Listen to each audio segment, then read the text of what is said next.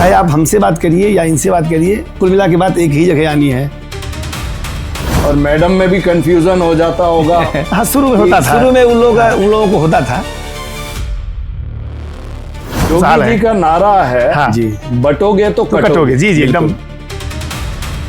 और साध्वी जी का नारा है, हाँ, एक है तो सेफ है। नालंदा यूनिवर्सिटी करीब 2 महीने 18 दिन तक जली। वो बच्चे जो कि अपने सगे माँ बाप के लिए नहीं कर पा रहे हैं जी।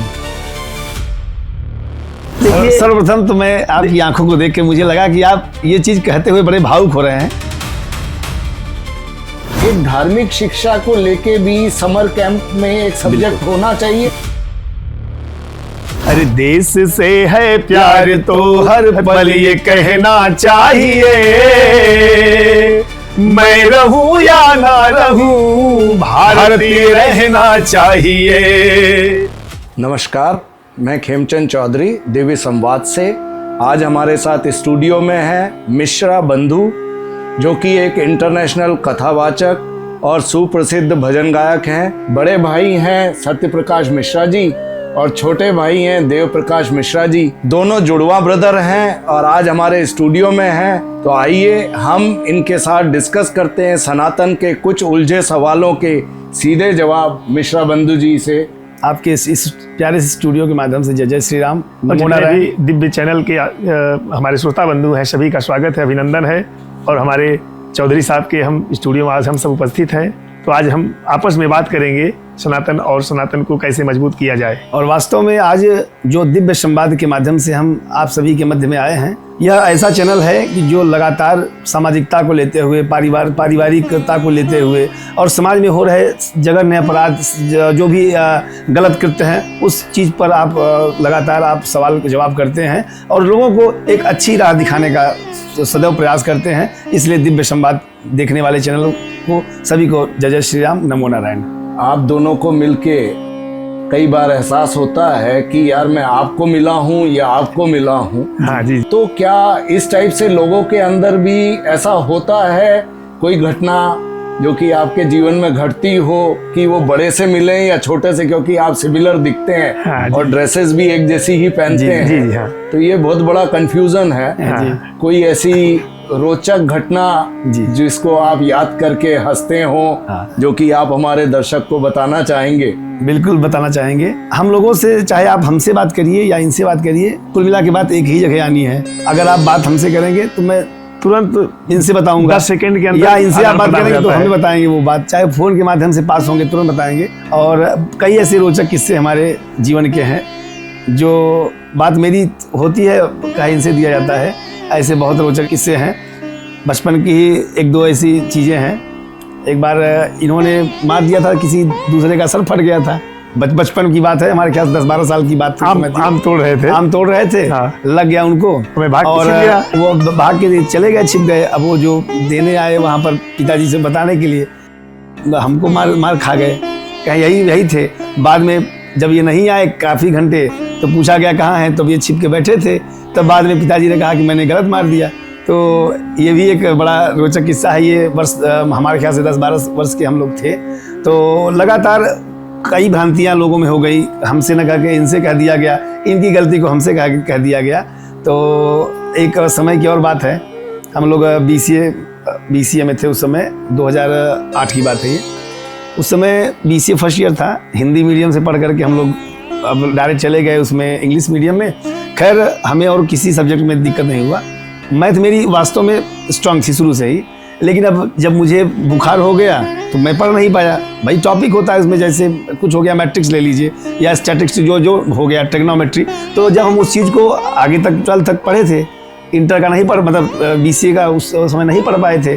15-20 दिन में मुझे बुखार हो गया, मुझे बैक लग गया। और 1 हफ्ते बाद एक बैक का होता है क्लियर करने का, इन्होंने डाला, इन्होंने ही पेपर दे दिया, पास आउट हो गया। 90 CGPA था, क्योंकि ये पढ़ लिए थे उस समय ये। तो ये तो बहुत बढ़िया आपने फायदा उठाया। जी। नहीं, बाद में हम लोगों ने बता दिए थे, स्कूल में बताया था, स्कूल वाले सब जान गए थे, उनको हो गया था। तो बाद में जानते भी थे कि भाई ठीक है, जुड़वा है ये लोग और बीमार हो गए थे उनका। जैसे हम लोग कहीं भी जाते हैं तो प्रायोरिटी देते हैं, जो है इसे कहीं भी जाएंगे, कोई सामान लेंगे या कोई खरीदारी करेंगे तो लोग जो है थोड़ा सा सहानुभूति करते हैं जो है। जैसे हम बड़े बड़े मॉल में जाते हैं तो ऑटोमेटिक लोग 15-20% छूट कर देते हैं हम लोग का, न जाने क्यों ऐसा, न जाने भगवान का क्या भाव है, व्यवहार हो या हमारा प्रभाव हो, बड़ा अच्छा लगता है। कहीं भी हम जाते हैं, चाहे वो प्रयागराज हो, अभी यहाँ भी मैं शॉपिंग करने गया था तो उसने कहा मिस्टर बंधु आप लोग हैं और मैं आपके कई भजन सुनता हूँ। वो मेरे कान में आकर बोला कि महाराज जी आपको मैं 20% छूट दूंगा, आप चाहे जो ले लीजिए, आप काउंटर जाइएगा वहाँ ये कूपन दे दीजिएगा। उसने चुपके से मुझे 1500 का कूपन दिया, ये दे देंगे तो आपका 1500 छूट मिल जाएगा। अच्छा लगता है। और समाज में जब अच्छा कार्य करते हैं तो अच्छा लगता है। समाज में एक पॉजिटिविटी की ओर हम आगे बढ़ेंगे, एक सकारात्मकता की ओर आगे बढ़ेंगे तो वास्तव में यह दुनिया भी मुझे सपोर्ट करती है। अगर गलत वे में जाएंगे तो लोग कन्नी काटेंगे, हमसे दूर भागेंगे कि ऐसा ना हो कि इनसे नजर मिल जाए, मुझे कुछ इनका कुछ ऐसा कोई आक्षेप आ जाए। लोग डरते भी हैं। गंदे लोगों का कोई सहयोग या साथ नहीं देना चाहता है। कोई क्रिमिनल है, क्रिमिनल कहीं पहुंच गया तो क्या उसका कोई साथ देगा? नहीं साथ देगा, वो भागेगा। जुड़वा है तो कभी आपने एक टिकट पे दोनों ने ट्रेवल किया है? बिल्कुल। मैं बता रहा हूँ, हम लोग जा रहे थे मैहर दर्शन करने। हमारे घर में पूजा भी माँ शारदा की होती है, उनको पूजी जाती है। मेरी दादी भी करती थी, अब मेरी माता जी करती हैं। तो मेरे पिताजी अनन्य भक्त थे दुर्गा शारदा मैया के, वो जाते थे। और एक बार पिताजी नहीं जा पाए तो हम लोग दोनों जन गए वहाँ पर कि चले हम लोग एक टिकट लिए। जैसे उस समय 36 रुपए का था, मुझे याद है। चले गए थे लैट्रिन में, फिर जो है जब ये चले आए फिर जो है मतलब एक टिकट में दोनों लोग जो है दिखा दिया, पहचान भी नहीं पाए जो है टिकट। ये हम बात बता रहे हैं 2012-13 नहीं 2005-6 की बात है। हम लोग उस समय बहुत छोटे थे, हम लोग छोटेपन से ही आना जाना शुरू कर दिए थे। बहुत एक्टिव थे हम लोग, एक्टिव माइंड थे। 16-17 साल की उम्र में हम गए थे माँ शारदा के प्रथम दर्शन करने के लिए। एक टिकट में गए थे और आए थे डर के मारे दोनों टिकट से, मतलब अब ये नहीं करेंगे। फिर आए थे कामायनी एक्सप्रेस से, उस समय 34 रुपये उतना था, 58 रुपये का टिकट था। गए थे एक टिकट पे दोनों जन जी। ऐसे कई वाकये हुए हैं। फैमिली के अंदर भी जैसे आप दोनों शादीशुदा हैं जी, दोनों की शादी हो रखी है, बच्चे हैं जी, और मैडम में भी कंफ्यूजन हो जाता होगा। हाँ, शुरू में होता था। शुरू में उन लोगों को होता था। जैसे हम लोग को तो घर में है भाई, पीछे से आदमी नहीं दिखता है तो कंफ्यूजन हो जाता है। बाद में हम लोग घर में कपड़े अलग पहनते हैं, ये घर की बात है। और जैसे कोई बाहर आ गया तो बाहर कहीं भी जाएंगे तो सेम ड्रेस रहेगा, सेम ड्रेस रहेगी। वो हमारे लिए हमेशा कुछ लोग कह देते हैं घर में कि भैया आज आप लोग अलग अलग पहने घर में। हम का घर में अलग ही पहनते हैं। हाँ, जब फोटो सेशन की बात आती है, गलती से भी गलती ना हो। जी जी जी, हम लोग उस मर्यादा से हैं, उस परिवार से, संस्कारित परिवेश से हैं कि उस चीजों को दिखाना पड़ेगा, उस चीज को करना पड़ेगा, अनुसरण करना होगा सबको। ये देखा गया कि आपने हिंदू धर्म के ऊपर, सनातन धर्म के ऊपर अधिकतर भजन दिए हैं जी, और आप कट्टर हिंदूवादी विचारधारा के हैं जी जी, और यूपी से ही हैं जी जी, हाँ, प्रयागराज से। और यूपी में योगी का राज है जी, योगी बाबा एकदम सबको ठीक कर दिए हैं। सब उनका जो हंटर चल रहा है, और अपराधी और क्रिमिनल माइंड के जो लोग हैं, माफिया टाइप के जो लोग हैं, वो शक्ति उनके लिए है। बाकी जो है वहाँ पर सब जो है खुशी योगी जी का नारा है हाँ, जी, बटोगे तो कटोगे। जी जी एकदम। और साध्वी जी का नारा है एक है तो सेफ है। जी जी, तो आप क्या कहेंगे? देखिए, हम सर्वप्रथम यही कहना चाहेंगे समस्त हिंदू भाइयों से कि आप सभी एक रहेंगे तो सुरक्षित रहेंगे। वास्तव में जब मुट्ठी खुल जाती है तो ताकत चली जाती है, जब मुट्ठी बंद हो जाती है तो पूरा पंच बन जाता है। तो हम चाहेंगे जितने भी हमारे हिंदू भाई हैं, यहाँ पर कोई ब्राह्मण, ठाकुर, शूद्र, वैश्य, बनिया, चौधरी ये नहीं है।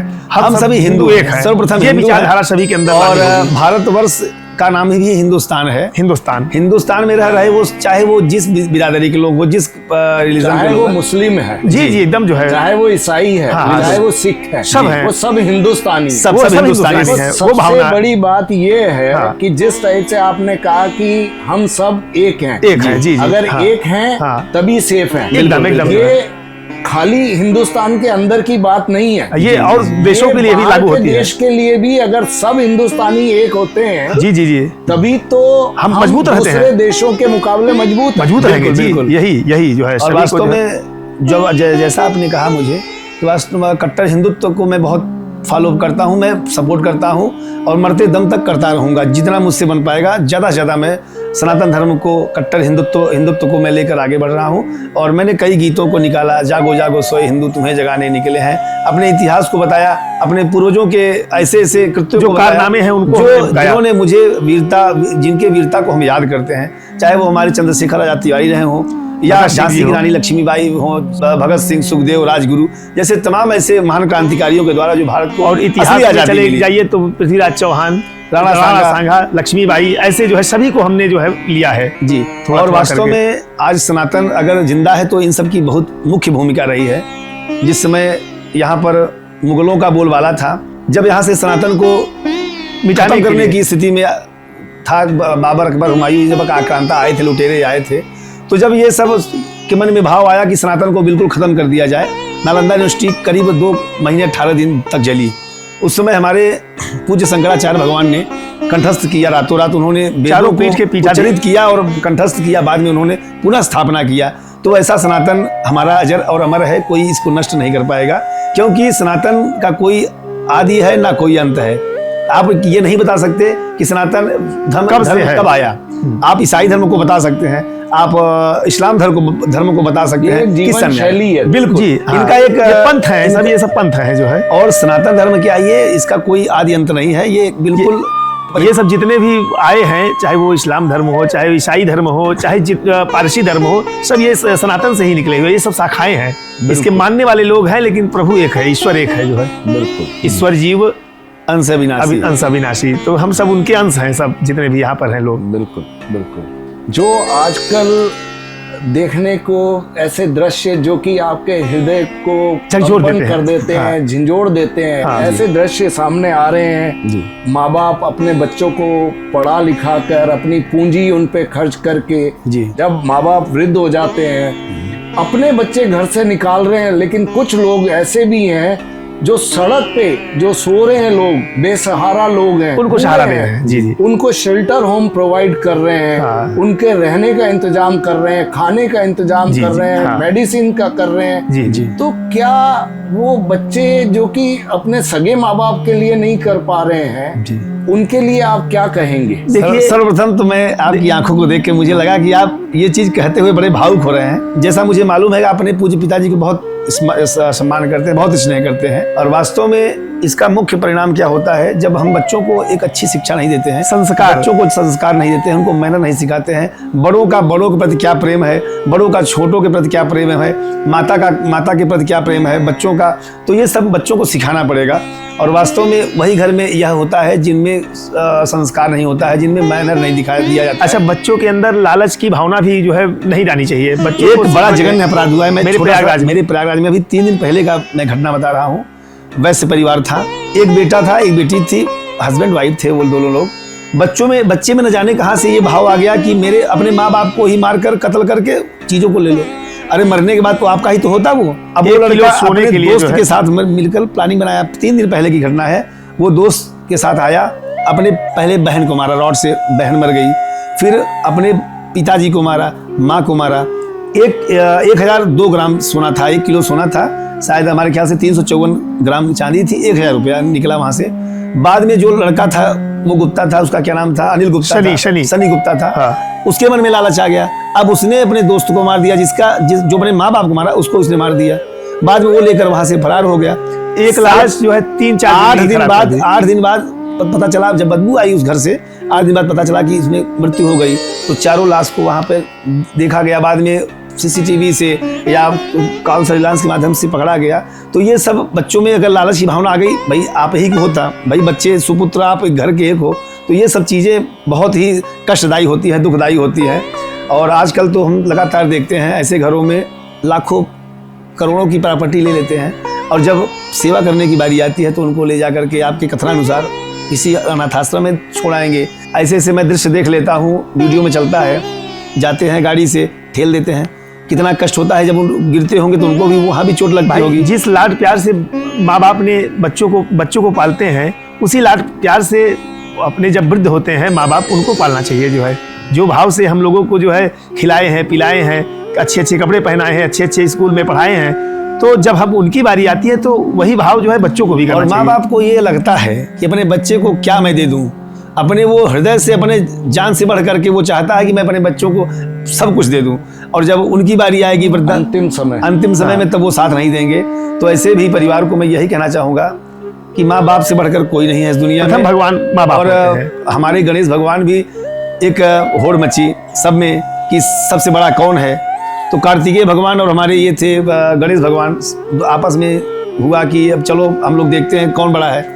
तो कार्तिकेय भगवान अपना गरुड़ लेकर के चल दिए पूरा यात्रा करने के लिए। अब इनके मन में भाव आया, हमारे गणेश भगवान इन्होंने अपने चारों पिताजी के साथ परिक्रमा कर दिया करके बैठ गए। तो जब बुद्धिमर्यस्य बलम तस्य, भाई उनके पास बुद्धि था, उन्होंने अपने माता पिता को सर्वोच्च माना, उन्हीं की परिक्रमा किया और वही स्थापित हुए। बाद में उनको ये हुआ कि प्रथम पूज्य गणेश भगवान, गौरी गणेश की पूजा भी होती है। तो माँ बाप से बढ़ के इस दुनिया में कोई नहीं हो सकता। तो मैं उन सब से यही कहना चाहूँगा कि अपने माँ बाप की सेवा करें, और सेवा का परिणाम भी मिलता है जरूर। जो परिवार अपने माँ बाप का सेवा करता है वो बच्चे खुशहाल होते हैं, संपन्नता होती, विपन्नता नहीं उस घर में आती है।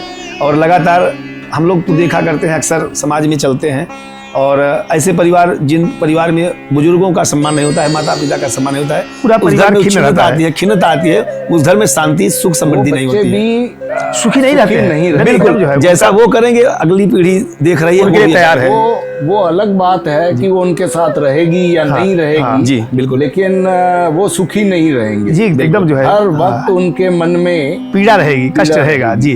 हाँ, लेकिन अगर आज की डेट में देखा जाए, बाहर का कल्चर है, सब कुछ है, बच्चों के अब जैसे स्कूलों की छुट्टी चल रही है, बिल्कुल समर कैंप लगे हुए हैं, उसमें अलग अलग टाइप के गेम है, सब कुछ है कि आपने बैडमिंटन ले लो, फुटबॉल ले लो, स्केटिंग ले लो, क्रिकेट ले लो, ये सब कुछ है। लेकिन क्या स्कूलों में एक धार्मिक शिक्षा को लेके भी समर कैंप में एक सब्जेक्ट होना चाहिए? बहुत बड़ा आपने मुद्दा उठाया है, बहुत बड़ी बात आपने बोला। होना चाहिए, हर स्कूलों में होना चाहिए। उससे बच्चों के अंदर संस्कार आएगा, उससे बच्चों के अंदर जो है विकास होगा, जो है अपने समाज के धर्म को समझेंगे। उस मार्ग पे या वो शिक्षा लेना चाहते हैं, जी। तो वो फ्री टाइम में 2 महीने का जो समर कैंप है, उसके अंदर 1 घंटे की वो भी क्लास ले सकते। अब आपको छोटा सा मैं एक उदाहरण बताना चाहूंगा। आप किसी मदरसे में जाइएगा, किसी 5 साल के बच्चे से पूछेगा तो अपने बारे में बताएगा, अपने इस्लाम को बताएगा, जो भी उसको पढ़ाया जाएगा, अच्छा बुरा जो भी पढ़ाया जाएगा वो तन्मयता से बताएगा। बिल्कुल। आप अपने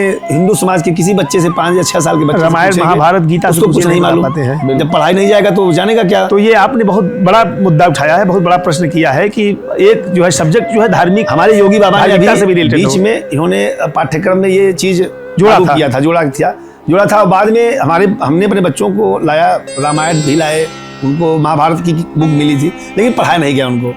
तो वही अगर समर कैंप में या एक्स्ट्रा करिकुलम इसको कंपलसरी कर दें, इसको जो ये हो कि जो बच्चे सिलेक्ट करना चाहें, अगर बच्चे नहीं सिलेक्ट करेंगे तो उनके माँ बाप कम से कम सिलेक्ट करेंगे कि बेटा तुम ये करो। बिल्कुल ये करो। और मैं ये पढ़ाई के साथ साथ ये पॉसिबल नहीं है, लेकिन 2 महीने का जो समय है, जो आपने खेलने कूदने, स्विमिंग, बैडमिंटन, फुटबॉल इसमें बिता रहे हो, ये एक्टिविटी तो आप हर रोज कर रहे हो।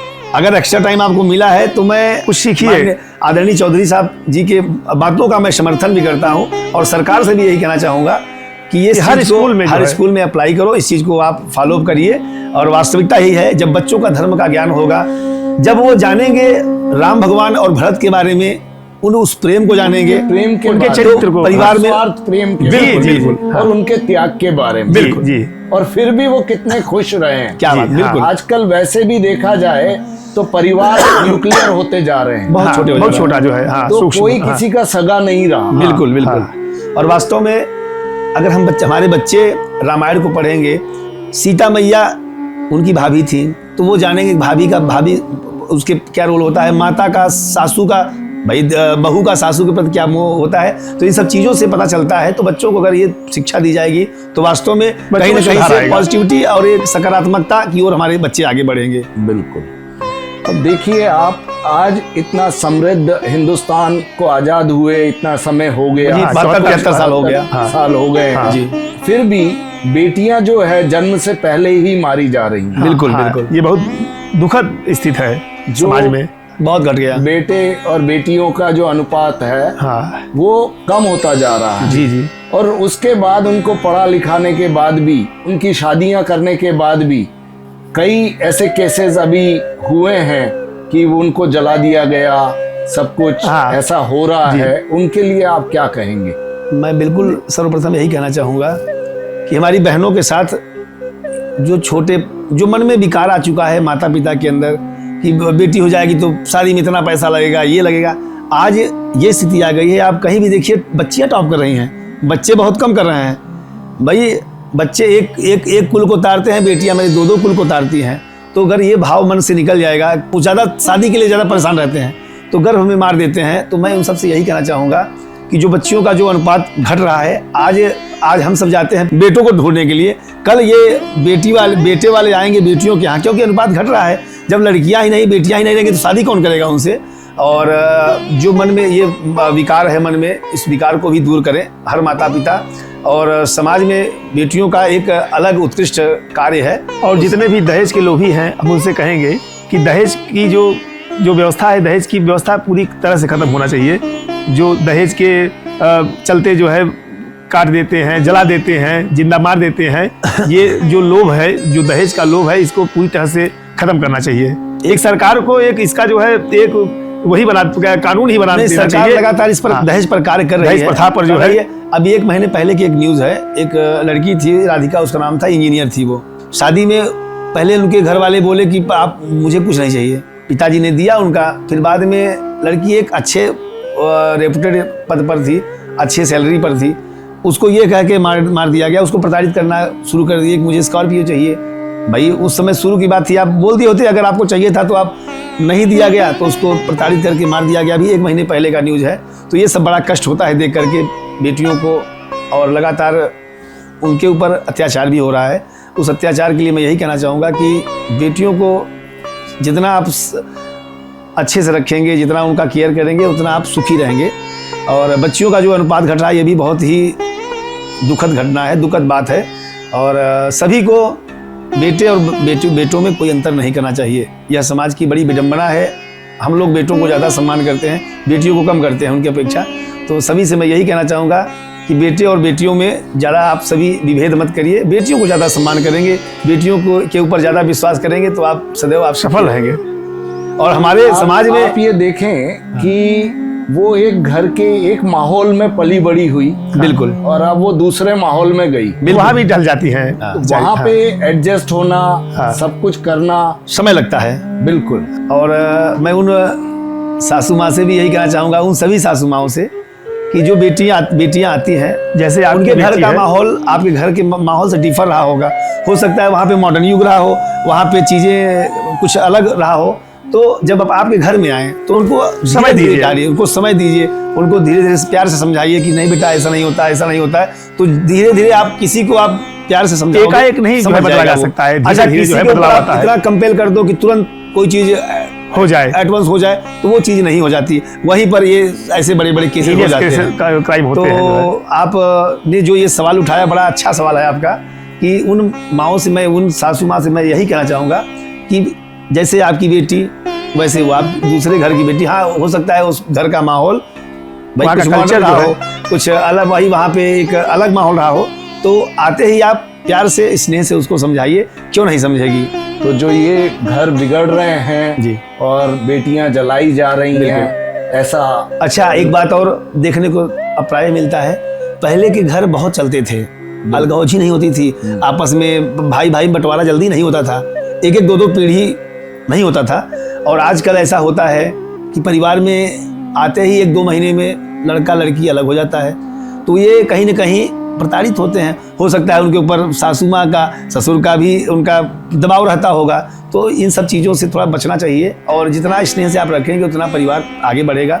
और जहाँ एक हमारे पूर्वज कहते भी थे, जहाँ सुमति तहाँ संपत्ति नाना, जहाँ विपत्ति तहाँ मिलाना, जहाँ पर विपत्ति रहे, जहाँ पर लड़ाई झगड़ा द्वेष रहेगा, आपस में दुराव रहेगा, तो वहाँ पे दुख बहुत प्रकार के रहेंगे।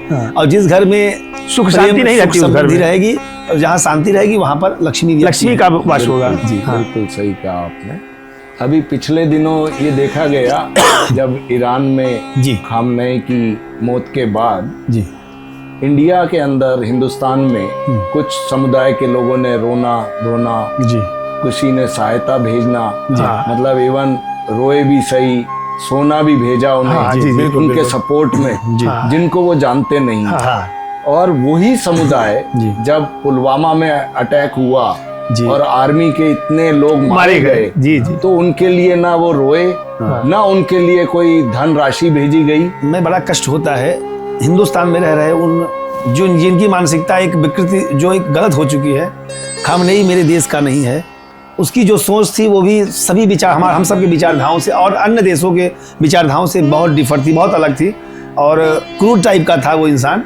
अगर उसको मारा गया तो यहाँ पर रह रहे उन जो भी हमारे मुस्लिम समाज के लोग हैं, उन मुस्लिम समाज को मैं यही कहना चाहता हूँ कि दुनिया हिंदुस्तान में रह करके, भारत में आप रह रहे हो, अगर यहाँ पहलगाम जैसे अटैक, पुलवामा में अटैक हुआ, उसके लिए तुम्हारे हाथ आंसू नहीं निकले, एक बूंद नहीं निकला उनके लिए कोई और एक नहीं खामनेई जिसको तुम जानते नहीं हो, जिससे तुम मिले नहीं हो। अच्छा, खामनेई के आपने देखा हो, ठोक के रो, आपने देखा होगा खामनेई के मरने से उसके देश की महिलाएं कितना खुश थी, प्रसन्न थी। वो जो सताई जा रही थी, हाँ, जो एक यातनाएं दी जा रही थी, वो प्रसन्न हो रही थी, वो हंस रही थी। और यहाँ के लोग जिहादी रो रहे थे, लोग थे वही उसका साथ दिए। जिहादियों को मैं ये कहना चाहता हूँ, देखिए सभी मुसलमान खराब नहीं है।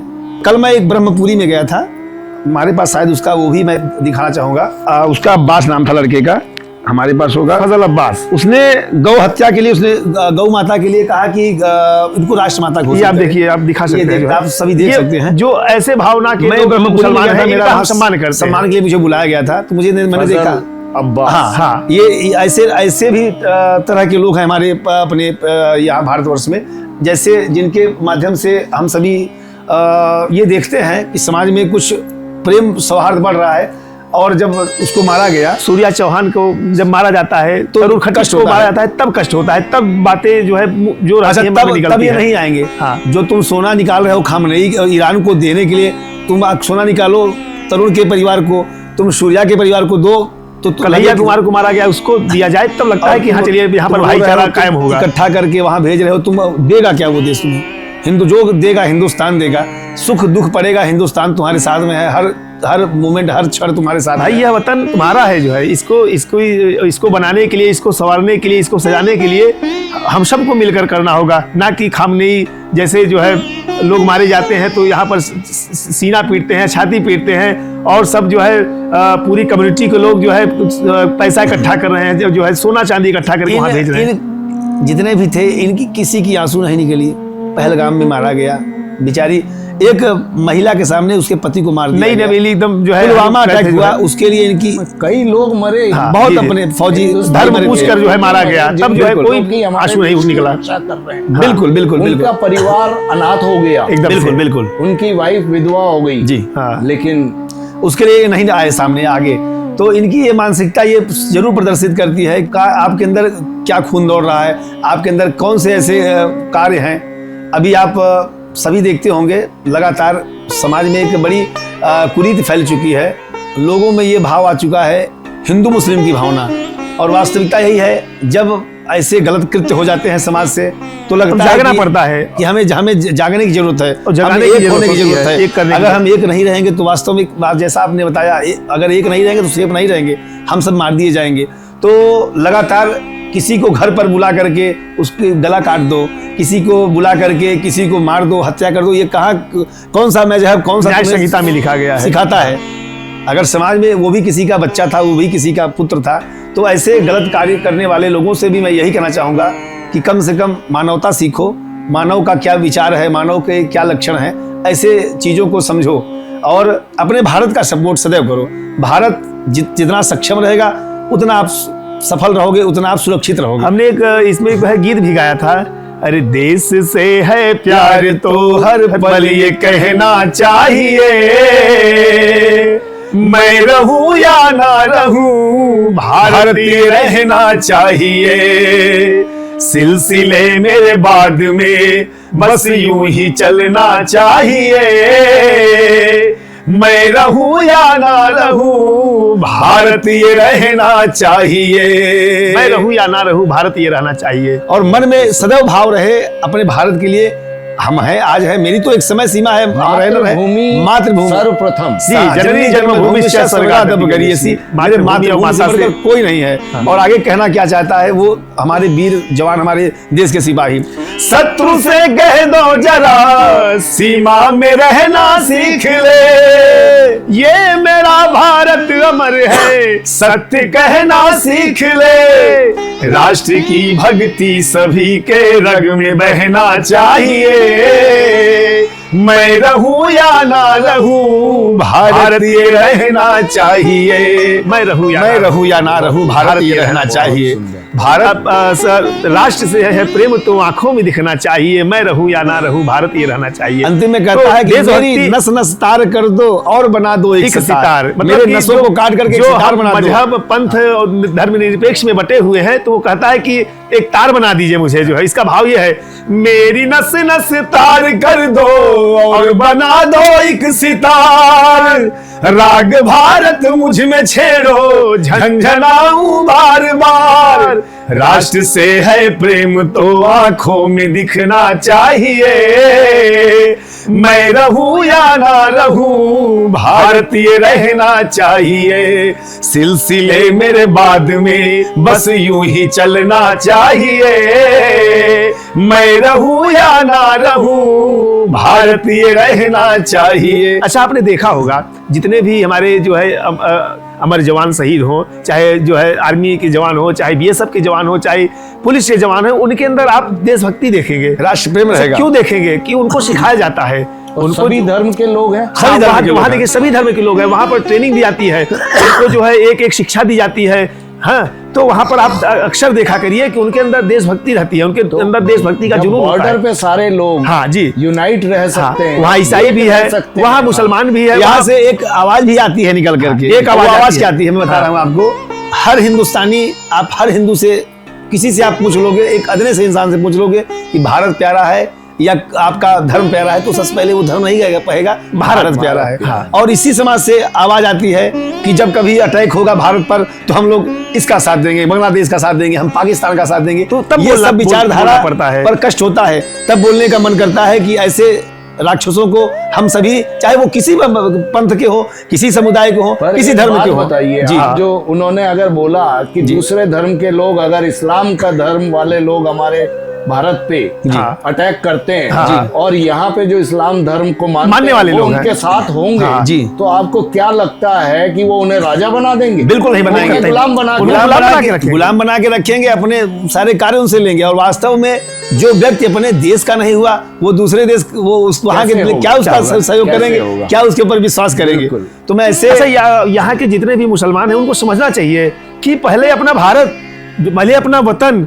जब आपको अपने भारत से, अपने वतन से प्रेम नहीं है, तो आप क्या दूसरे के लिए क्या करोगे? जब अपने यहाँ के लिए वफादार नहीं हो। सबके पासपोर्ट पे इंडियन लिखा होता है, भारतीय लिखा रहता है, हिंदुस्तानी। बिल्कुल। आज ये आलम है, आज ये समय आ गया है कि यहाँ के मुसलमानों को अरब देश में घृणा की दृष्टि देखा जाता है, एकदम देखते हैं। जो खासकर से पाकिस्तान के जितने भी मुसलमान हैं उनको बहुत ही हेट की दृष्टि निम्न समझते हैं। जो है उनकी मानसिकता, उनके वो सब जान चुके हैं। और वास्तव में जो मुसलमान अरब देश के हैं वो सच्चे मुसलमान हैं।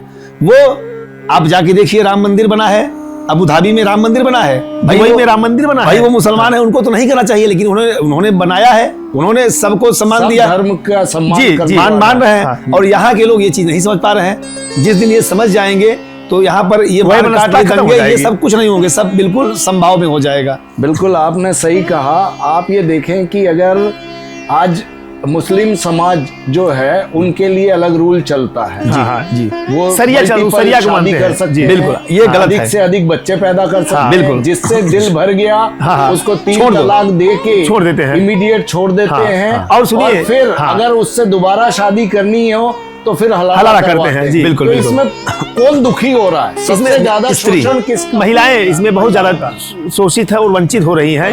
हलाला के नाम पर जो है, अय्यासी के नाम पर जो है।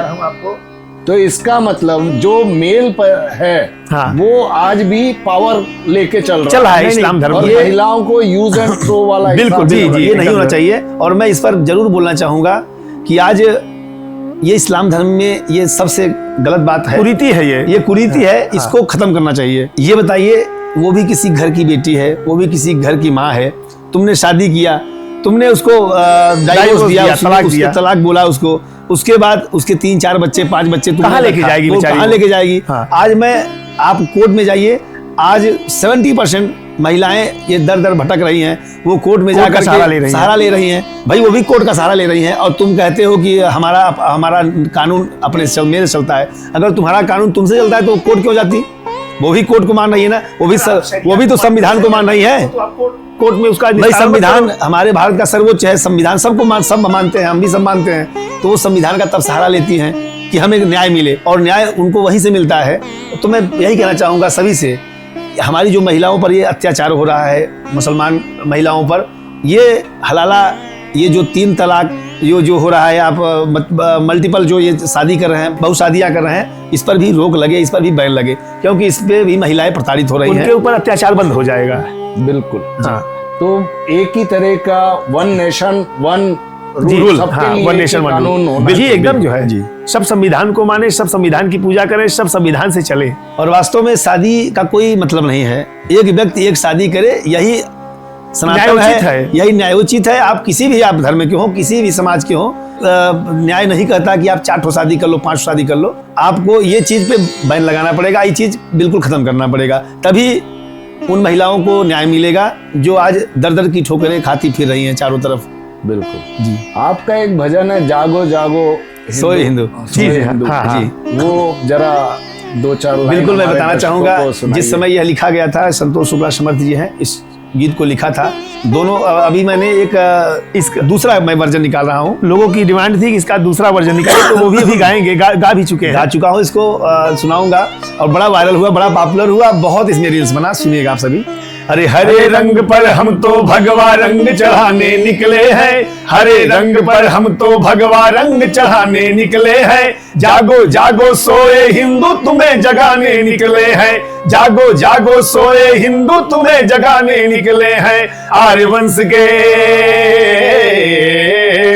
आर्यवंश के वंशज हो तुम, क्यों सरनिम कल भूल गए, सभी सौर गाथाएं भूली सारी हलचल भूल गए, सभी सौर गाथाएं भूली सारी हलचल भूल गए।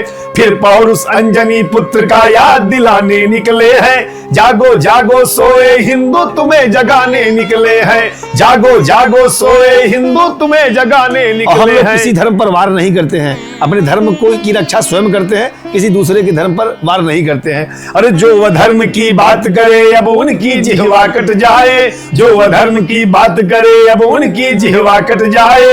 हिंदू राष्ट्र बनाने की सारी बाधाएं हट जाए, हिंदू राष्ट्र बनाने की सारी बाधाएं हट जाए। गद्दारों को तुम्हें अपना सिर मौर नहीं होने देना, गद्दारों को तुम्हें अपना सिर मौर नहीं होने देना। काशी मथुरा जैसी गलती और नहीं होने देना, काशी मथुरा जैसी गलती और नहीं होने देना। सनातनी संकल्प विश्व भर में पहुंचाने निकले हैं, जागो जागो सोए हिंदू तुम्हें जगाने निकले हैं, जागो जागो सोए हिंदू तुम्हें जगाने निकले हैं। अपने ही बीच से गद्दार निकलते हैं, चाहे वो किसी भी कौम के हो, किसी भी जात के हो, किसी भी पंथ के हो, तब हम लोग गाते हैं, अरे आस्तीन के सांपों के कारण हम बिखरे टूटे थे। ये जो भी मुगल आए थे हमारे आप सबके बीच से, ऐसे गद्दार ने उनका साथ दिया, तब यहाँ पर आए, 800 साल राज्य किया। आस्तीन के सांपों के कारण हम बिखरे टूटे थे, जालिम दुष्ट दरिंदे आकर देश हमारा लूटे थे। कुछ गलती हो गई हमी से नहीं इसे दोहराना है, इन जहरीले सांपों को अब बिल के बाहर लाना है। कृष्ण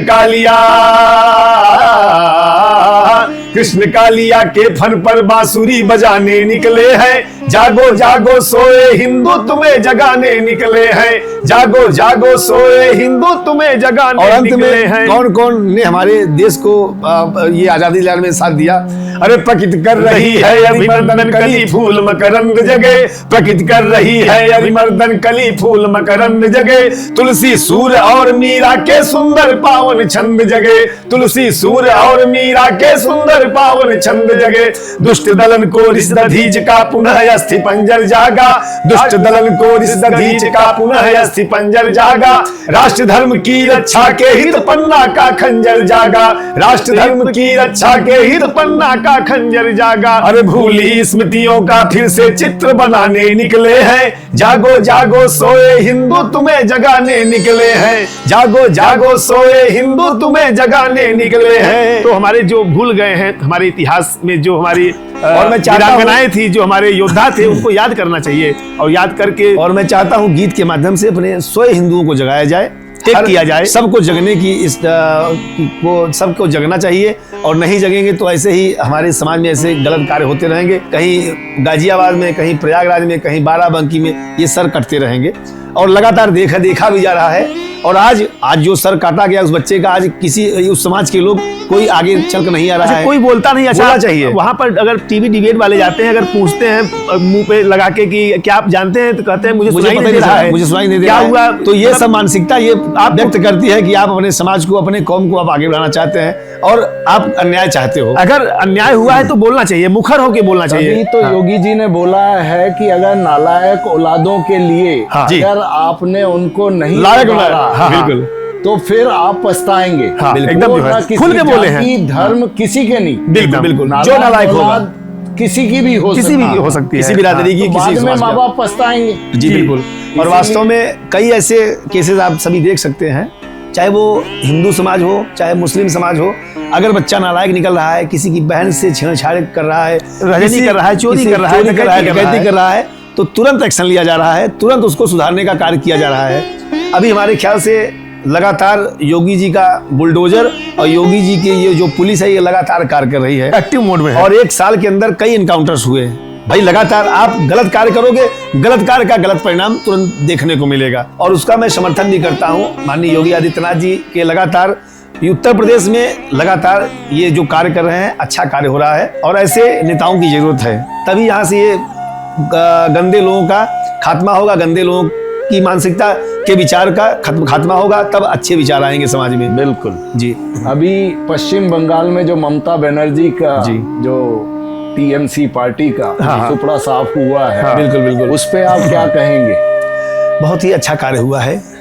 वास्तव में वहाँ के बड़ी हिंदुओं सोचनीय के- विषय है, बड़ी सोचने वाली बात है। हाँ। इतने प्रचुर मात्रा में बांग्लादेशी वहां पर रह रहे थे, और वास्तव में ये बांग्लादेशी क्या करते थे, हमारे बहन बेटियों को, हमारे हिंदुओं को लूटने का कार्य करते थे। भाई वहां यहाँ तक की सीमाएं खुली थी। हाँ, मंदिर कोई को तोड़ते थे, टाइम आ सकता मूर्तियों था। को तोड़ते थे, और धर्म परिवर्तन कराते थे, और आज जबरन कई लाख, भाजपा सरकार आने पर कई लाख यहाँ से बांग्लादेशी रोहिंग्या भगाए गए, और लगातार एक्शन मोड में शुभेंदु अधिकारी हैं वहाँ पर, और मैं तारीफ करता हूँ, और वहाँ के लोगों की, वहाँ के हिंदुओं की ये तारीफ करता हूँ। वो यूनिटी उनमें आई, ऐसा एकता आई। सरकार उन्होंने आज 15 वर्षों बाद उन्होंने ऐसा सरकार चुना है, और न चुनते तो वास्तव में वह राज्य बांग्लादेश में मिल जाता। हाँ। बांग्लादेश में मिल जाता, बांग्लादेश में मिल जाता। और कोई ये गुरेज कहने में है ही नहीं। उनका मानसिकता, ममता बनर्जी का, वहाँ के हिंदुओं के प्रति था, वो नफरती था, कोई अच्छा कार्य उन्होंने नहीं किया था। और आज आने पर मैं शुभेंदु अधिकारी, अगर मेरी आवाज सुन रहे होंगे इस टीवी डिबेट के माध्यम से, कुमार विश्वास ने भी यही कहा है, उसके पहले मेरे मन में ये विचार आ चुका था कि जितने टीएमसी वाले हैं ये भाजपा की चादर ओढ़कर आएंगे, तो कृपया उसको ध्यान आप दीजिएगा। हाँ, आपके लिए जिन्होंने अपने जान को तक को न्यौछावर किया, अपने आपकी प्राणों सरकार की बनाने में, आपकी सरकार को बनाने उनको में पहचानिए जरूर। उन्होंने दिन रात एक करके, कड़ी संघर्ष करके, कड़ी मेहनत करके आपको जिताने का कार्य किया है। तो कृपया वह मलाई चादर ओढ़ने वाले लोग जो आपके चोला पहन के आए, टीएमसी को छोड़ करके आए, उनको आप कृपया मत दीजिएगा, क्योंकि जो आपके साथ सुख दुख में खड़ा था उसका आप जरूर साथ दीजिएगा। ये आपसे हाथ जोड़कर निवेदन है। हमारे उन हिंदू भाइयों को आप सभी तभी न्याय मिलेगा। कई ऐसे बड़े बड़े केसेस वहां पे हुए जिनको मार दिया गया, दलित हिंदू को जो है जिंदा जला दिया गया था, के पीए को भी बिल्कुल मार दिया गया। हाँ। और वहां पे वास्तव में हिटलर वाला अब धीरे धीरे तानाशाही वाला आ गया था, वहां पे शासन चल रहा था। और एक अभी उसको पकड़ के जेल भेजा गया है। वो घर में घुस करके बहन बेटियों के साथ रेप करता था और वहां पे मार देता था। अभी उसको जेल, हमारे ख्याल से सरकार बनने के एक हफ्ते बाद उसको जेल भेजा गया। ऐसे टीएमसी के कई ऐसे गुंडे थे, आपराधिक जिनके रिकॉर्ड थे, वो घर में घुस करके, वहां के हिंदू बिल्कुल डरे सहमे थे, वो कभी आवाज उठा रहे थे, सीख गए हैं वो। अब और बोल वास्तव रहे हैं में सरकार आने पर वह राज्य अपना भारत का राज्य हो गया, नहीं तो 5 वर्ष, इन 5 वर्षों में वो दूसरे का हो जाता, बिल्कुल वो विलय हो जाता उसमें। तो भाजपा सरकार को वहां मैं बिल्कुल बधाई देना चाहूंगा। वहां पर भाजपा की सरकार आई है और वहां पर अब धीरे धीरे सारे कार्य बिल्कुल लाइन पर, पटरी पर आ जाएंगे बहुत जल्द। इसका क्रेडिट वहां की जनता को जाता है। बिल्कुल, वहां वहां के हिंदुओं के किया। जनता ने बहुत अच्छा अदम्य साहस दिखाया और बिल्कुल लड़ाई किया, नकार दिया। और वास्तव में वोटिंग परसेंट इसलिए बढ़ा। अभी तक क्या हुआ था, जोश था, उत्साह वहाँ पे था। सैनिक लगाए गए, सैनिक 2.5 लाख 3 लाख डर का माहौल था, भय व्याप्त था, हिंदू बाहर निकलता ही नहीं था वोटिंग करने के लिए। तो वहां पर जो हमारी आर्मी के जवान, वहां के बीएसएफ के जवान लगाए गए, इसलिए उनमें क्षमता हुई कि अब मेरा कोई कुछ नहीं कर पाएगा, ज्यादा लोग वोटिंग किए। अधिकांशतः ये देखा गया है, इतना वोटिंग इलेक्शन पे इतना कहीं नहीं हुआ होने के बाद भी लोग बाहर नहीं निकलते। देखिए नहीं, वोट का वेट करते हैं कि जब उनके ऊपर प्रॉब्लम आ जाएगी तब वो अपने सही नेता को वोट देंगे। तो वोट सबसे प्रथम कार्य होना ये आपकी बहुत बड़ी ताकत है। अच्छा ये बताइए, अगर वहां शुभेंदु अधिकारी ना आए होते, भाजपा सरकार ना आई तो आपको कहाँ न्याय मिलता? ये हमारी सबसे बड़ी ताकत है। मैं किसी को नहीं कर रहा हूँ कि आप भाजपा को वोट दो, आप सपा को वोट दो, आप बसपा को वोट दो। वाले दिन आपने राइट टू वोट एकदम जो है, आप पहले वोट फिर जलपान, फिर उसके बाद ये हमारा सबसे बड़ा, मेरा सबसे बड़ी मजबूती और ताकत है। बिल्कुल, हम ये नहीं कर रहे हैं आप अच्छे व्यक्ति को वोट दो, जो समाज को सुधारने का कार्य करे, समाज के हित में कार्य करे, ऐसे लोगों को आप वोट दो और सभी लोग अपने मताधिकार का प्रयोग करो, जिससे भारत एक अच्छा राष्ट्र बनेगा, एक अच्छे दिशा में जाएगा। तो वोट का सभी को अपना उपयोग करना चाहिए। वैसे भी अभी आप देख रहे हैं कि मोदी जी के कार्यकाल में हमारे देश का जो रुतबा है, एज कम्पेयर टू अदर, बिल्कुल काफी बड़ा है, काफी ऊपर पहुंच गया है एकदम। और मोदी जी सबके फेवरेबल पहले आप नेता हैं। बिल्कुल, पहले आप देश में ही नहीं विदेशों में बिल्कुल पूज्य माने पहले आप देखा करते थे कि जो विदेशी हुआ करते थे अपने भारत को बड़े हेय की दृष्टि से देखते थे, लेकिन अब पहले ये हमारी जो है समानताएं थी, ये विदेश है, ऑस्ट्रेलिया, इंग्लैंड, ये है, भारत ये है, अब बराबर के हम लोग हैं। कहाँ से हो? इंडिया से। सामने वाला जवाब देता है मोदी। मोदी तुरंत मोदी, और बड़ा सम्मान देता है, सम्मान की दृष्टि से गर्व से आपकी छाती चौड़ी हो जाती है। बिल्कुल, ये भावना मिलती है जो है। और समाज में लगातार अच्छा कार्य हो रहा है। और बस केरल बचा है, केरल भी जीत लेंगे तो भाजपा सब जगह आ जाएगी, उम्मीद है जी। और एक आपके टीवी डिबेट के माध्यम से मैं ये कहना चाहूँगा, एक अभी नई पार्टी आई है, राष्ट्रीय अधिकार मोर्चा, आपने सुना होगा, राम पार्टी, जो वो उनका ये कहना है कि मैं सवर्णों की लड़ाई लड़ूंगा। वास्तव में ये मैं कहते हुए बड़ा अच्छा लगता है कि सवर्णों की लड़ाई कोई पार्टी नहीं लड़ रही है, चाहे वो भाजपा हो, चाहे वो सपा हो, चाहे बसपा हो, कोई दरकिनार किया जा रहा है। ये सवर्णों के लिए कार्य करो, मलाल है, ये कष्ट होता है। तब राष्ट्रीय अधिकार मोर्चा आज 20-22 लाख सदस्य हो चुके हैं, इतनी तेजी से आगे बढ़ रहा है, हमारे ख्याल से थालापति ना हो जाए वो उत्तर प्रदेश में। और वास्तव में मैं चाहता हूँ समभाव से कार्य हो, समाज में सभी लोग, कोई छोटा कोई बड़ा नहीं है, चाहे गरीब हो चाहे अमीर हो, सबको जो है ये जो आरक्षण की प्रक्रिया है ये खत्म हो जाए। मैं तो चाहता हूँ बिल्कुल ये खत्म हो जाए। और आरक्षण अगर मिल भी रहा है तो डीएम के बच्चे को मिल रहा है, डीएम के बच्चे को क्या जरूरत है? एक हमारे एससी समाज के एक डीएम है, उनके बच्चे को क्या जरूरत है? आरक्षण की उनको कोई जरूरत नहीं है। आरक्षण की जरूरत है जो परिवार गरीब है, शोषित है। तो अगर आर्थिक आधार पे हो जाएगा तो अति उत्तम कार्य होगा, ये बहुत बड़ा और समाज बहुत आगे जाएगा। और आरक्षण भी हमारे समाज को, हमारे भारत को पीछे कर रहा है, खोखला कर रहा है। यहाँ की अच्छी प्रतिभाएं के हिसाब से हो जाए, बिल्कुल, तो मतलब इकोनॉमिक वीकर सेक्शन हर बिरादरी में, हर जात में, जी हर समाज में है, हो जाएगा। उसी के हिसाब से आरक्षण अगर हो जाता है, जी बिल्कुल, तो बहुत अच्छा है। बहुत आज जो ये राष्ट्रीय अधिकार मोर्चा है ये यही कह रही है, मैं यूजीसी को हटाऊंगा, मतलब उसका समर्थन है, बिल्कुल इसको खत्म किया जाए, आरक्षण खत्म किया जाए, आर्थिक आधार पे लाया जाए और समाज में समानता का अधिकार हो। और जब वो आर्थिक संपन्न हो जाए, बिल्कुल, तो उनको उस चीज से बाहर कर कि वो कंटिन्यू। आपने सुना होगा अलंकार अग्निहोत्री जी, ये एडीएम सिटी थे, बरेली में थे। ये जब यूजीसी आया तो उन्होंने रिजाइन दे दिया। समाज के लिए अच्छी बात है, अगर अच्छे लोग, अगर ऐसे लोग आएंगे तो उनका हम सब एक दिन उनका आपके माध्यम से उनका पास्टकास्ट यहाँ करवाते हैं। मैं जरूर रखूंगा उनका, अलंकार जी उनका जो है बुलाते हैं। आप उनके भावों को समझिएगा, उनका भाव क्या है समाज के प्रति, बहुत अच्छा विचार है उनका और लगातार कार्य कर रहे हैं और इतनी तेजी वेग से उनको समर्थन मिल रहा है। प्रभु करे, हनुमान जी महाराज करे, ऐसे लोग अगर राजनीति में आएंगे तो वास्तव में कुछ जो है नया भारत का कल्याण होगा। और आपके इस दिव्य संवाद के माध्यम से पुनः कहना चाहूँगा, समाज में फैल रही कुरीतियों को दूर करना चाहिए, हम सबको मिल करके आगे आना चाहिए। और समाज में जो बच्चियों के प्रति, हमारे बच्चों में जो ये गलत भाव बड़ों के प्रति डाल दिया जाता है, वो आपके दुश्मन है, तो ये भाव बच्चों में नहीं रहना चाहिए। बच्चे बड़े होकर के समझे, अच्छी बात है, उनको बचपन में जब सिखाया जाएगा तो वो गंदे विचार वाले होंगे, समझी तो वाली पढ़े चीज कर लेते हैं। बिल्कुल बिल्कुल। और उसका जो रिजल्ट होता है उसका उनको पता नहीं होता कि बिल्कुल। किस रिजल्ट से निकलना पड़ेगा। बिल्कुल बिल्कुल। आज जो असद ने किया सूर्या के साथ, हाँ, बिल्कुल, उसे घृणा होना। इसका रिजल्ट का भी नहीं था, कोई नहीं है। ये भी हो सकता है, मारा जाएगा। बिल्कुल। और परिवार भी परेशाान खत्म हो जाएगा। हाँ, परिवार भी मतलब उसकी सोच भी नहीं डेवलप। सब जान रहे हैं क्या इन्होंने सूर्या को नहीं देखा, उसको तरुण को नहीं देखा था क्या? इनको सब मालूम है, इनके अंदर कट्टरता जिहाद फैल गया है। हम लोग ये मैं दूर करना चाहता से हम हूं। जो है हम तुम करते हैं। सही से आओ समाज में, क्यों ये फैला रहे हो? एक एग्जाम्पल पहले हो चुका था। उसके साथ क्या हुआ? उसका घर तोड़ा गया, क्या समाज नहीं देखा? लेकिन उसके परिवार वालों ने घर तोड़ के ही तो खत्म हुआ। बिल्कुल। बाकी कुछ एक्शन नहीं हुआ कि एनकाउंटर हो गया या कुछ हो गया। अभी जी बेघर कर दिया गया उनको जो है। लेकिन जो इस टाइप का एनकाउंटर होने से ये एनकरेजमेंट खत्म हुई है कि लोगों को इस टाइप का भय व्याप्त है। कि अगर वो ऐसा करेंगे तो होगा ही होगा जो है। आज अगर आप दुबई में अगर कोई चोरी कर लेता है, हाथ काट लिया जाता है तुरंत ऑन द स्पॉट, लाइफ उसकी खत्म हो गई। वही कानून। तो आज जब उसे पता चल गया, ये अपराधों को रोकेगा। जो वहाँ हुआ दिल्ली में, उस कांड का सिर्फ जेल हो गई। जेल में क्या है अपना जो है बिल्कुल बिल्कुल। लेकिन यहाँ जो हुआ बहुत अच्छा हुआ। ये समाज देख रहा है। मैं भी समर्थन करता हूँ। और ऐसे लोगों में भय का माहौल उत्पन्न होगा तो ये गलत कार्य नहीं करेंगे। समाज में सबको जीने का अधिकार है। वो अभी अगर मान लो तुमसे दोस्ती किया ही था, तुम दोस्ती का परिणाम दे दोगे, उसका गला काट दोगे, ये कहाँ का न्याय बताता है? तो ऐसे लोगों से मैं यही कहना चाहूंगा कि लगातार समाज में हो रहे गंदे कार्यों को, अगर आप मुगलों के शासनकाल का देखेंगे जी, तो उसमें भाई भाई, बाप बेटे, जी सब ये चलता आया। बिल्कुल बिल्कुल। तो फिर औरंगजेब अपने बाप को जो है कटघरे में डाल दिया, कैदी बना के रखा, उनको लिमिट में पानी देता था, लिमिट में खाना देता था जो है।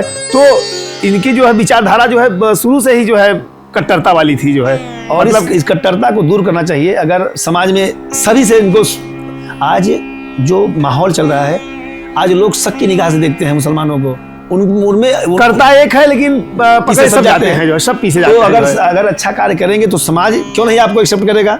अभी आपके दिल्ली में एक कांड हुआ, करीब चार जो है मुसलमान युवा बच्चे थे जो है, लगभग न जाने कितने को जान बचाई। इसका वाहवाह हो रहा है। और कहीं जो है बहुत अच्छा, ये तो बहुत अच्छा करते हैं तो सब सबके घेरे में आते हैं जो है। अभी फायर कांड हुआ मालवीय नगर, वो मुस्लिम बंदा जो है, उसका बाप बेटा से नए गद्दे निकाल के जो है डाला है। बहुत सराहनीय कार्य, ये सराहनीय कार्य, इसका जो है हम प्रशंसा करते हैं, भूरी प्रशंसा करते हैं। वास्तव में ये पूरा भारत लोग ही पूजनीय है जी, एकदम जो है, चाहे वो किसी भी उनका कर्म पूजनीय है वो। आज बाप बेटे मिल करके वो गद्दा ले जाकर रख रहे हैं, तो उनको मन में भाव है ना कि जो कूदेंगे बच तो जाएंगे।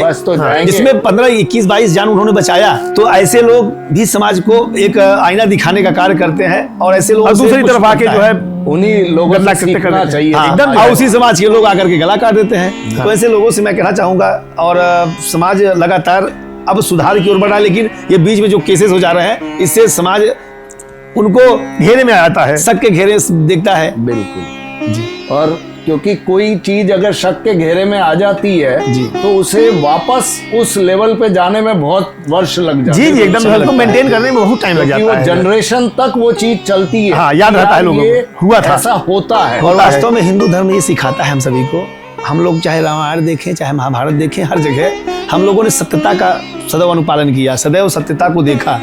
अगर रावण ने मां जानकी को लेके गया तो हम सभी, चाहे वो हमारे हनुमान जी महाराज हो, चाहे जामवंत रहे हो, वो सब मिल करके मां जानकी का पता लगाए, खोज किया। बाद में उसका अंतिम परिणाम क्या हुआ? मौत, मारा गया उनको। तो हम लोग सत्य मार्ग पे चलकर पर चलने वाले लोग हैं, जो है प्राप्त कर। और वहीं पर आप चाहे आप किसी समाज में आप देख लीजिए, गलत को जो रखते हैं, जैसे मारकाट हो गया, गौ हत्या हो गया, या ये जो छोटे छोटे जानवरों को मारना, ये कहाँ का न्याय है? उसको कहीं कहीं वो भी तो जीव है। हमारे सनातन में दया भाव है। हमारे सनातन में सिखाया जाता है कौन किसका क्या रोल है समाज में। तो हम सब मन में ये लेके चलते हैं, पूजा पाठ हो गया, प्रभु की भक्ति हो गई, प्रभु की आराधना हो गई, और दूसरों के प्रति परोपकार की भावना है। हम आप देखते होंगे ज्यादातर मंदिरों में ये गरीब क्यों बैठते हैं? मिलता है वहाँ पर, जो उनको मिलता है। आस रहती समाज है। में अगर मैं गया हूँ तो मेरे मन में भाव होगा, यार हो सकता है इसको मैं पैसा दे दूंगा, हो सकता है भगवान का मुझे आशीर्वाद मेरा मिल जाए, कल्याण हो जाए। तो हम लोग जो मन में, हम लोग बहुत ही सहृदय विचारधारा के लोग हैं, और सनातन यही सिखाता है कि समाज में जीवों पर दया करो, अच्छा कर्म करो, सन्मार्ग पे चलो, यही सबसे अच्छा हम सबका जीवन का उद्देश्य है। बिल्कुल। मैं लगता है कि हमें यहीं अब इसको विश्राम करना चाहिए। बिल्कुल, बिल्कुल। क्योंकि जिस भाव में हम बह रहे हैं, हाँ। तो फिर कहीं ऐसा ना हो कि जी जी आपके मुंह से कुछ कटु वचन निकल जाए। बिल्कुल बिल्कुल, सब होता रहता है, और समाज है, जीवन चक्र है, जीवन चलता के लिए, रहता है। अपने समाज के लिए बोलना ये कहीं का हाँ, कोई है, बिल्कुल बोलना चाहिए, और मजबूती के साथ बोलना चाहिए भाई, जो सत्य है उसको सत्य को बोलना चाहिए। और समाज में जो कुरीतियां हैं, जो बुराइयां हैं, जो गंदे लोग हैं, हम आप नहीं उसका बोलेंगे डटकर सामना करना चाहिए, चाहे वो किसी समाज का हो, चाहे किसी वो जाति धर्म का, पंथ का हो।